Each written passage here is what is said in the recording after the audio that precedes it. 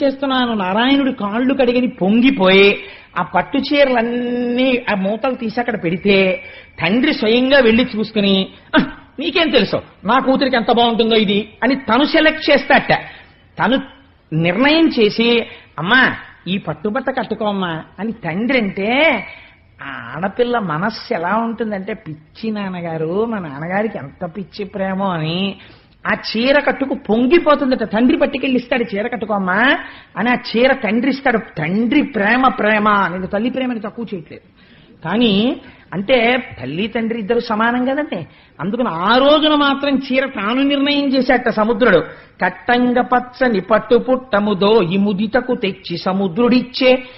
ఎప్పుడైనా సరే అమ్మవారికి ఇచ్చేటప్పుడు వస్త్రద్వయం సమర్పయామి, ఒక వస్త్రం ఇవ్వకూడదు. వస్త్రం మీద వస్త్రం పెట్టి కంచుకమంటే రవికెల బట్టో ఏదో ఒకటి పెట్టి కలిపి ఇవ్వాలి. పెద్దలకి భోజనం పెట్టినప్పుడు ఒక విస్తరి వేయకూడదు, శాస్త్రంలో నిషిద్ధం. ఒక అరిటాకు వేస్తే తుంపి మళ్ళీ అరిటాకు ముక్కన్నా వెయ్యాలి, కనీసం 2 వెయ్యాలి. ఇచ్చేటప్పుడు వస్త్రద్వయం సమర్పయామి అనాలి అని వస్త్రద్వయం ఇవ్వాలి. లేదా కనీసం ఒక దూదిపోగు దగ్గర పెట్టుకుని వస్త్రం మీద దూదిపోగు పెట్టి ఇవ్వాలి. అందుచేత వస్త్రద్వయ కట్టంగ పచ్చని పట్టుపుట్టము దోయి ముదితకు తెచ్చి సముద్రుడిచ్చే. వస్త్రద్వయాన్ని తెచ్చి సముద్రుడు లక్ష్మీదేవికి ఇచ్చాడు. మత్తాళినిక రంబు మధువాన మోగిన వైజయంతి మాలవరునుడిచ్చే. ప్రతి ఇంట్లో కూడా ఒక గమ్మత్తు ఉంటుంది. ప్రతి ఇంటికి ఒక యజమాని ఉంటాడు. ఆ యజమానికి చాలా దగ్గర స్నేహితుడు ఒకడు ఉంటాడు. ఆ స్నేహితుడు ఎటువంటి వాడై ఉంటాడో తెలుసా అండి? ఆయన్ని సుహృత్ అని పిలిచింది శాస్త్రం. సుహృత్ అంటే ఆయన బిడ్డని తన బిడ్డగా భావిస్తాడు. ఆ హృదయం పెంచుకోవాలి సుహృత్ కావాలంటే. తన కూతురు ఎంత మంచి సంబంధం రావాలని కోరుతున్నాడో తన సుహృత్ కూతురు కూడా అంత మంచి సంబంధం రావాలని కోరాలి.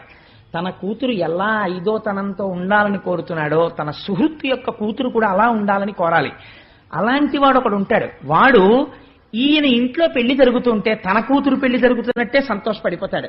అందుకని ఈయన ముందు ఇవ్వగానే వెనక ఎవరిచ్చారో తెలుసండి? సుహృత్ ఇచ్చాడు. ఎవరా సుహృత్? సముద్రం తండ్రి అయితే సముద్రుడిలో ఉన్న వరుణుడే సుహృత్. అందుకని ఎప్పుడూ దగ్గరుంటాడు. అందుకని ఆ సుహృత్ ఏమిచ్చాడు అంటే వైజయంతి మాల ఇచ్చాట అమ్మవారు వేసుకోవడానికి.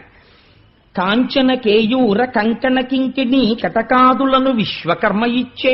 విశ్వకర్మ ఏదైనా తయారు కేయూర కంకణ కింకిణి కటకాదులను, అమ్మవారు వేసుకోవడానికి కావలసినటువంటి గాజులు, అమ్మవారు వేసుకునే హారాలు, అమ్మవారు పెట్టుకునే నగలు, ఇవన్నీ ఒక పెద్ద దంతపు పెట్టిలో పెట్టి తెచ్చి విశ్వకర్మ ఇచ్చేట. భారతి ఒక మంచి తారాహారమునిచ్చే. సరస్వతీదేవి ఒక మంచి తారాహారాన్ని ఇచ్చిందిట. పాణి పద్మమునిచ్చే పద్మభవుడు. ఇదో చాలా గమ్మత్తైన విషయం అండి నిజంగా.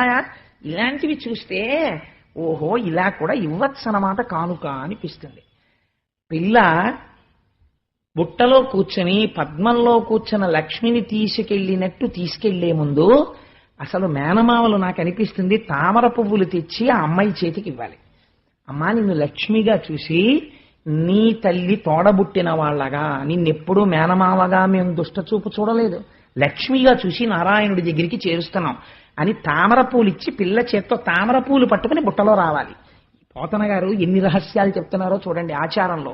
అందుకని ఎవరివ్వాలా పువ్వు అంటే బ్రహ్మగారు ఇచ్చారు.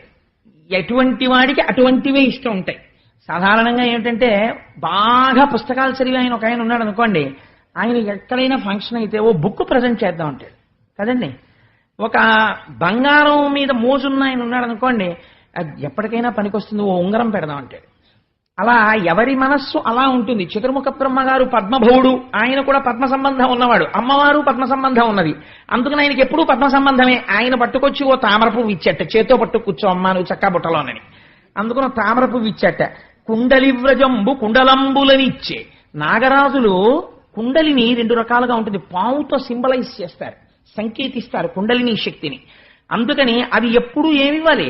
కుండలిని అన్న మాటకి దగ్గరలో ఉన్నవి ఇస్తాయి. అందుకని కుండలంబులనిచ్చే. అవి చెవులకు పెట్టుకునేటటువంటి కుండలాలను ఇచ్చేట అమ్మవారికి పట్టుకొచ్చి. అందుకని కుండలివ్రజంబు కుండలంబులనిచ్చే. శృతులు భద్రమైన నుతులు చేసే. శృతులు వేదాలున్నాయి, ఏది చేసేవాళ్ళు అది చేస్తేనే అందంగా ఉంటుంది. వేదాలు అనేటటువంటి పుస్తకాలు అమ్మ అప్పుడప్పుడు చదువుకోను డిటెక్టివ్ నవల్ ఇచ్చాయనుకోండి అసందర్భంగా ఉంటుంది. శృతులు ఏం చెయ్యాలి? నుతులు చెయ్యాలి. వేదం అందులోంచి పరమ భద్రమై ఆశీపూర్వకమైనటువంటి మంత్రాలు చదవాలి. అందుకని శృతి తనంత తానుగా ఒక రూపమును దాల్చి అమ్మవారికి ఆశీపూర్వకమైనటువంటి భద్రతను చేకూర్చగలిగినటువంటి మంత్రమును ఆమ్నాయం చేసిందిట. ఎల్లలోకములకు ఎలిక సానివై బ్రతికెనను చుదిశలు పలికెనధిప. దిక్కాంతలన్నీ కూడా దిక్కుల్ని స్త్రీలతో పోలుస్తారు. ఎందుకనంటే మహాభారతంలో తిక్కన గారు ఒక గొప్ప ప్రయోగం ఒకటి చేశారు. భర్త ఆఫీస్కి వెళ్ళిపోయిన తర్వాత సాయంకాలం అయితే భార్య ఎదురు చూస్తుంటుంది. ఆ అమ్మ ఆయన వస్తారు ఇంకా కాసేపు సరదాగా. భార్య అంటే పురుషుడికి విశ్రాంతి స్థానం. ఎందుకంటే ఎంత అలిసిపోయిన పురుషుడు కూడా సేద తీరేది ఎక్కడ అంటే భార్య దగ్గర మాత్రమే. ఆవిడ ఇచ్చినట్టు విశ్రాంతిని పురుషుడికి భౌతికమైనటువంటి ఏ ఐశ్వర్యము ఇవ్వదు. ఎన్ని ఏసీ గదులు ఉండనివ్వండి, ఎంత ఐశ్వర్యం ఉండనివ్వండి, ఆవిడ చిటపట చిటపట చిటపట లాడిపోతోంది అనుకోండి, కంపరం ఎత్తిపోతుంది ఇంటికి వచ్చిన వాడికి.